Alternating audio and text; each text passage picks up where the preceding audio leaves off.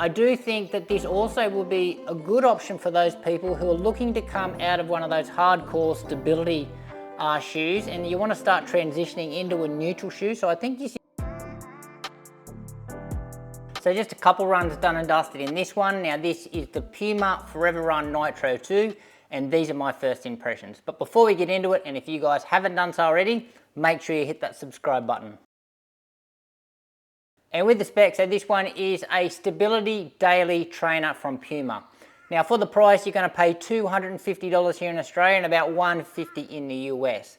Now in the weight, 286 grams or 10.1 ounces. Now that's in my size, so that's a men's size 8.5. And in the stack, we have got 38 in the rear, 28 in the front, and that's going to give us a 10mm drop.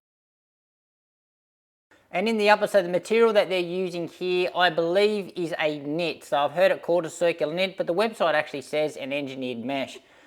Whatever it's called, it's thick and it's not very breathable, but it is quite flexible. It does conform around the foot and it is very comfortable. Now with our heel counter, we've got a really solid heel counter here and it's reinforced with this plastic like external frame. That's a part of the run guidance system. So really solid there.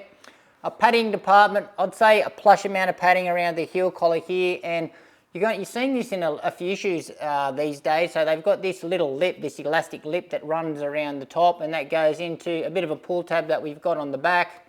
We've got a pretty thin tongue. The tongue is gusseted, but there is some pads on the tongue to take some laces pressure off. Lacing system, it's a combination of eyelets and these little lace loops. The laces are quite nice, so they're just the right length for me and they do a great job at cinching up. I'm having no issues with the laces. Lockdown, no issues at all. Now with the fit, I'm going to say it's a little long, so it's a tad long, and I think that the toe box volume feels really low. So you can probably see there's a bit of scrunching and bunching, but yeah, really low volume in the toe box, but the toe box is quite wide, which is quite unique.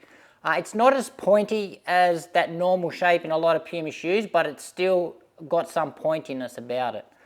Stepping comfort is really nice and build quality pretty good here from Puma as well.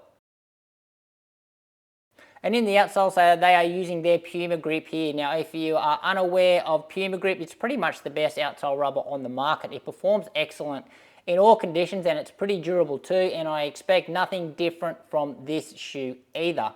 Coverage wise though, we've got a lot of rubber on the forefoot there. We've got a little bit in the arch there and in the high wear areas at the back. So a lot of rubber on the shoe, but not completely covered, but I think it's just got enough. The rubber is quite thick too, so it's gonna hold up, but you need to see a bit of rubber on your daily trainer as well, just to boost that durability up. Another unique little feature, which I have not seen in a shoe before, we've got this little rail you can see that's running up and down the shoe there. So they've called that the toe off guidance. So yeah, it's a little bit of a stiff piece of rubber.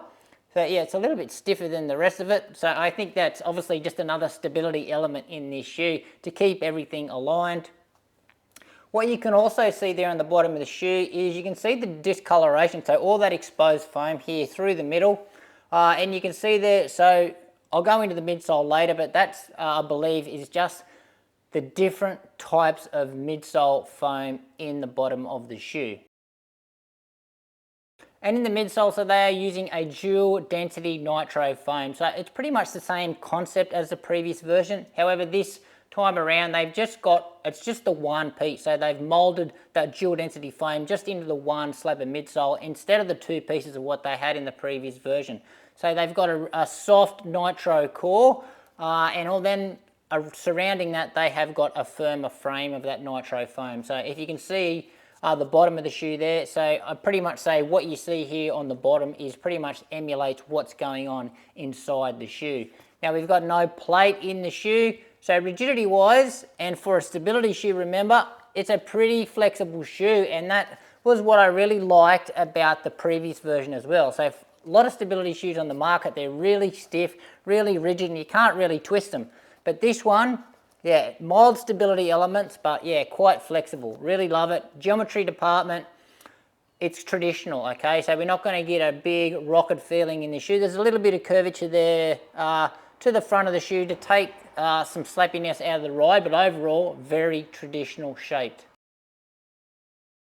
And in the ride, so the first word that is coming to mind here is safe. So super safe in the shoe. It's got a big, nice, wide base, as you would expect in a stability shoe.